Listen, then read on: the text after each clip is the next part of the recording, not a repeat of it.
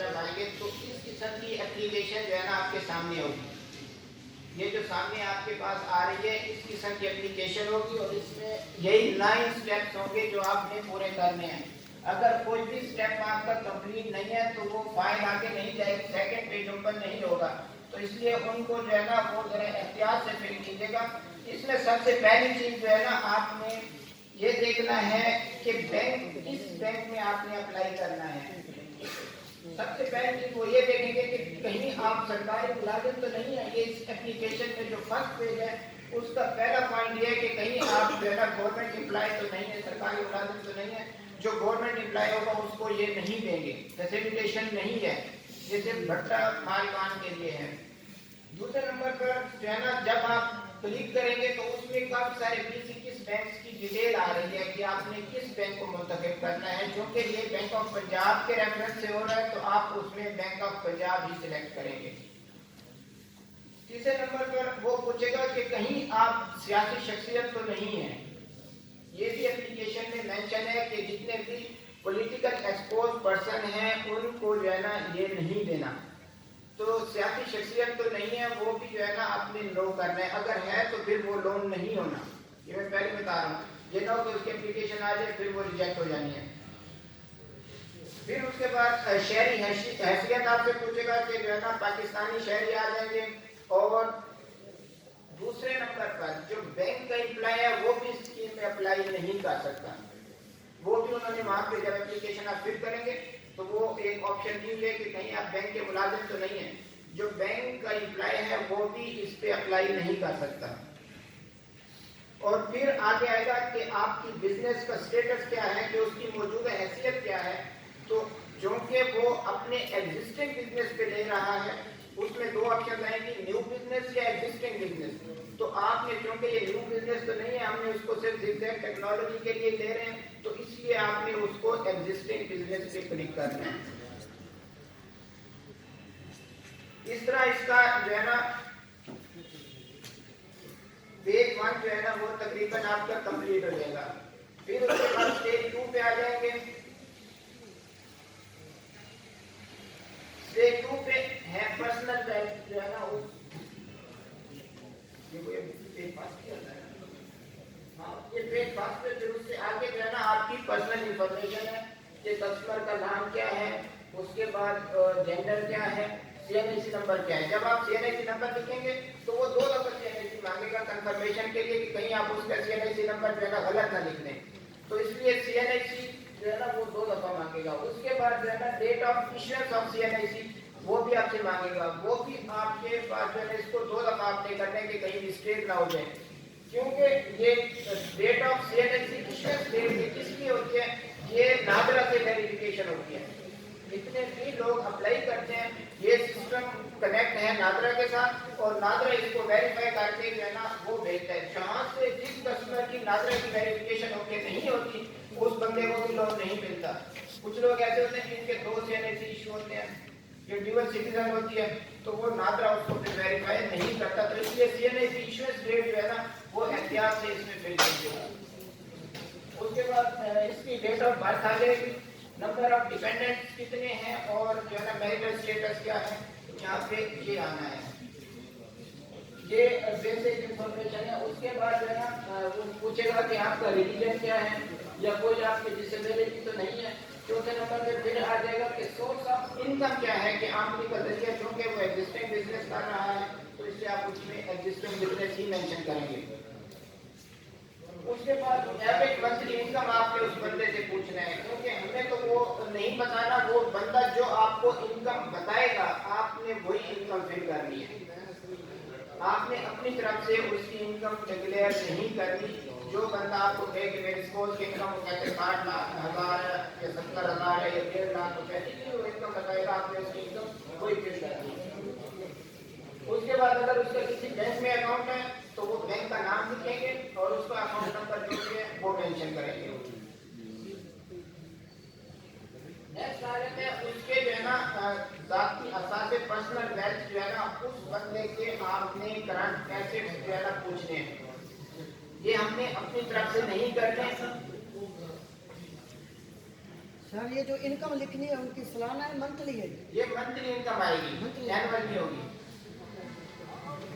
तो उसके बाद आपने उनके करंट एसेट्स जो है ना वो देखने हैं कि करंट एसेट्स कितने हैं, वो आपने कस्टमर से पूछना है। या तो ऐसे करने के क्वेश्चनिंग जो है ना वो क्वेश्चनिंग वाला सेशन जो है वो बाद में कर लेते हैं, या अगर है तो बताएं, कोई किसी का कोई क्वेश्चन है तो पूछें, चले पूछते जाएं।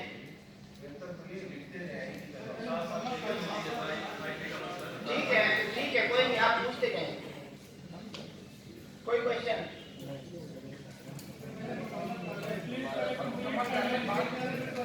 ओके हो गया। उसके बाद जो है ना आ जाता है जब उसके पर्सनल एसेट्स करंट एसेट्स पूछेंगे, उसके बाद आती है ऑप्शन कि उसके यूटिलिटी बिल का जो है ना वो नंबर लिखना है, जो बिल का रेफरेंस नंबर है, उसके घर का जो बिजली का बिल होगा उसका रेफरेंस नंबर वो भी आपने यहाँ पे मेंशन करना है। वो क्योंकि इनके साथ तो MOU साइन हुआ है इसलिए बिजली के बिल की ज़रूरत नहीं होगी, ये नॉर्मल कस्टमर्स के लिए है ये चीज़ें सारी, क्योंकि बैंक का जो है ना इनके साथ MOU साइन है तो इसलिए इनके बिजली के बिल की ज़रूरत नहीं है, लेकिन ये ऑप्शनल के तौर पे आपने उसका रेफरेंस नंबर लिख लेना है। उसके बाद जो है ना NTN नंबर, मोस्टली लोग होंगे जिन्होंने टैक्स रिटर्न अपने फाइल में करते होंगे, NTN नंबर जो है ना उसका वो आपने मेंशन करना है। उसके बाद जो मैंने आपको बताया था कि आपने उस बंदे की पिक्चर CNIC उसका फ्रंट और बैक ये आपने स्कैन करनी होगी, तो फिर अगली ऑप्शन आएगा कि आप इसकी जो है ना पिक्चर जो है वो अपलोड करें, आप उसकी पिक्चर अपलोड करेंगे, फिर उसके बाद ऑप्शन आएगी कि उसके CNIC का फ्रंट जो है ना वो अपलोड करें, और अगले ऑप्शन में CNIC का बैक साइड जो है ना वो आपने अपलोड करनी है। इस तरह ये स्टेज जो है ना दूसरा पेज भी आपका कंप्लीट हो जाएगा। उसके बाद स्टेज 3 में जो है वो उसकी बेसिक क्वालिफिकेशंस के बारे में है कि आप उस बंदे से पूछने कि आपकी क्वालिफिकेशंस कितनी है। ये इसमें क्वालिफिकेशंस की कोई वो नहीं है, किसी जगह पे भी रिस्ट्रिक्शन के उसकी जो है ना मैट्रिक होनी चाहिए ज़रूरी है, ऐसा कोई नहीं है। जो है ना अनपढ़ बंदा भी अप्लाई कर सकता है और जितना मर्जी पढ़ा हो उनको जो है ना आप इसमें किसी किस्म की कोई रिस्ट्रिक्शन नहीं है। उसके बाद नेक्स्ट प्रोसेस आ जाते हैं कि कहीं आपके पास कोई टेक्निकल एजुकेशन तो नहीं है, यहाँ पे आपने उसकी टेक्निकल एजुकेशन जितनी, अगर किसी ने कोई डिप्लोमा किया हुआ है 3 साल का कोई डिप्लोमा है सिविल इंजीनियरिंग का या एसोसिएट इंजीनियरिंग का कोई भी डिप्लोमा वो आप इसको यहाँ पे मेंशन करेंगे। उसके बाद आप किसी काम में या कारीगर में महारत रखते हैं वो भी ऑप्शन है, ये जो है ना उससे पूछते जाएंगे, जो वो बताता जाएगा। आपने कस्टमर की एप्लीकेशन जो कस्टमर की इंफॉर्मेशन जो वो आपको देगा आपने वही फिल करनी है, अपनी तरफ से हमने कोई इंफॉर्मेशन नहीं देनी, क्योंकि आगे जाके एक एफिडेविट आएगा और कस्टमर की तरफ से आपने अपनी तरफ से उसके एसेट्स लिख दिए, तो फिर वो बंदा जो है ना हमारे पीछे पड़ जाता है कि मैंने तो ये कहा ही था, आपने क्यों लिख दिया मेरी एप्लीकेशन में। तो ये चीज़ें जो है ना ख्याल से फिल कीजिएगा। फिर उसके बाद नेक्स्ट प्रोसेस आ जाता है कि उसकी जो डिग्री है उसको आप अपलोड करेंगे। सपोज उसकी जो है ना सारी डिग्री नहीं करनी, सपोज एक बंदे ने मास्टर्स किया हुआ है तो जो लास्ट डिग्री होगी वही आपने अपलोड करनी है। ये हमने ऐसे नहीं करना कि उसको मैट्रिक भी FA भी है जो भी है, सिर्फ जो लेटेस्ट डिग्री होगी हमने सिर्फ वही अपलोड करनी है। और अगर उसके पास कोई टेक्निकल एजुकेशन है तो वो भी हम इसमें अपलोड करेंगे। ये स्टेज 3 जो है ना इसकी कंप्लीट हो जाएगी।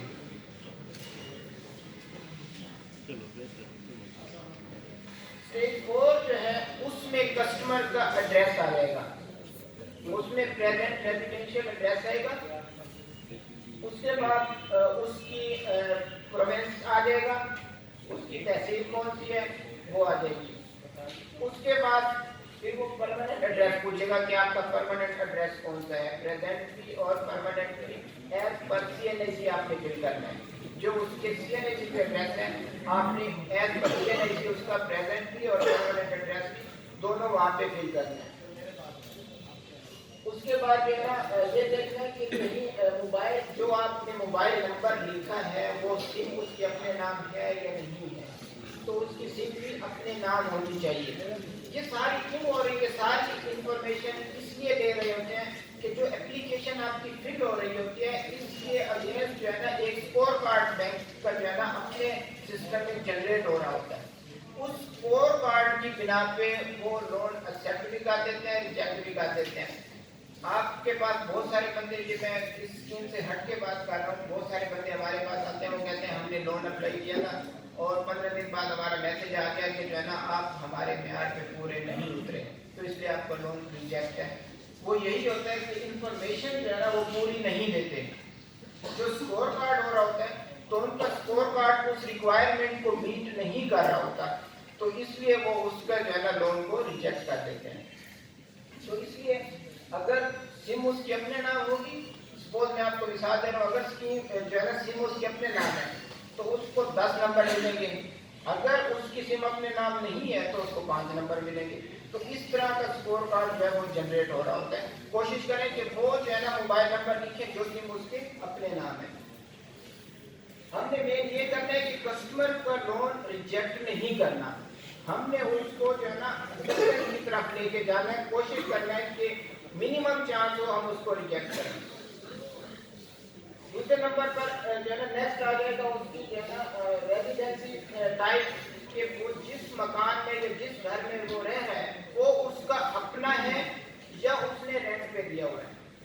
अगर उसका अपना है तो फिर जो है ना वो तो ये सर जो है ना उसको वेरीफाई करवा लेंगे कि जो है ना उसको थ्रू फैक्ट वो वेरिफिकेशन हो जाएगी। अगर वो रेंट पे रह रहा है तो उसके लिए हमें रेंट डीड चाहिए होगी, वो आप कस्टमर से रेंट डीड लेंगे, ठीक हो गया। और कुछ लोग ये होते हैं कि जो फैमिली के साथ रह रहे होते हैं कि मकान जो है उसके अपने नाम नहीं होता, वो वालिद साहब के नाम है या भाई के नाम है, तो वो उसमें रेजिडेंसी टाइप जो है वो फैमिली ओन लिख देंगे, उस पर किसी किस्म की कोई चीज़ की रिक्वायरमेंट की जरूरत नहीं है।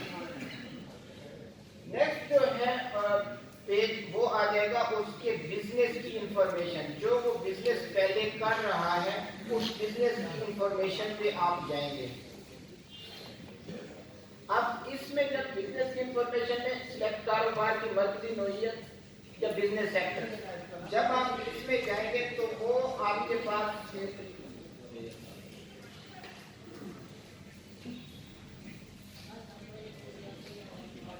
जब आप आएंगे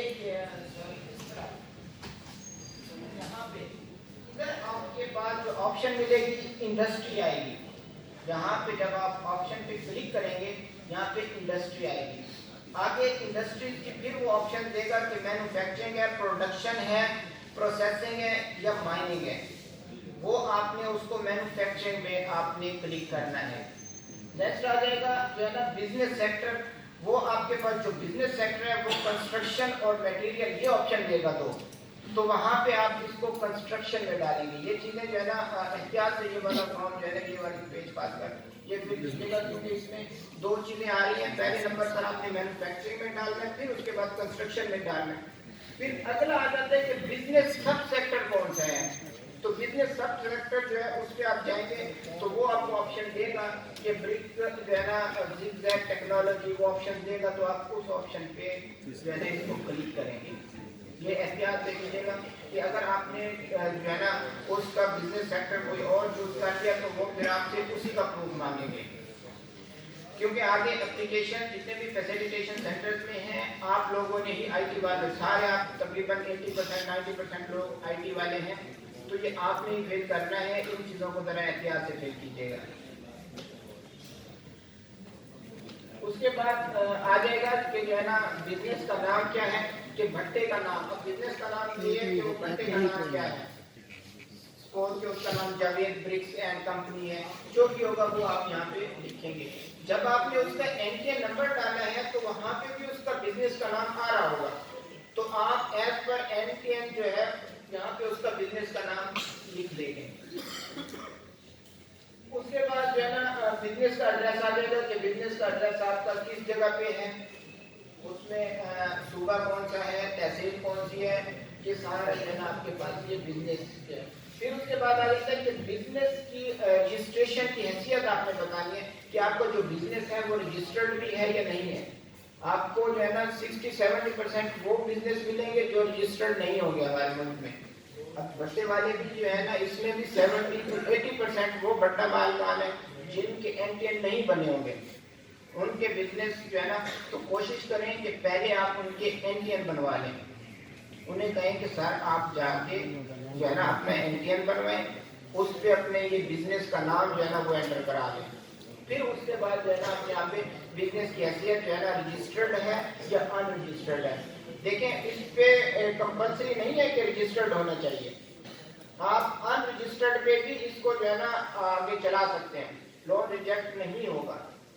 तो आप जो है ना ये जितना भी है जो कस्टमर आपको बताएगा तो आप उसी के बारे में बताएंगे। फिर वो आपसे पूछ रहे हैं कि आपके नाम कोई गाड़ी या कोई जो है ना व्हीकल रजिस्टर्ड तो नहीं है, तो वो भी जो है ना जो कस्टमर है उस कस्टमर की डिटेल आपको बतानी है। अगर वो कस्टमर आपको कहता है कि मेरे नाम गाड़ी है या मेरे नाम जो है ना मोटरसाइकिल है, तो आप उसका नंबर लिखेंगे, जो रजिस्ट्रेशन नंबर है वो आप उस पर मेंशन करेंगे। वो आपसे ऑप्शन पूछेगा।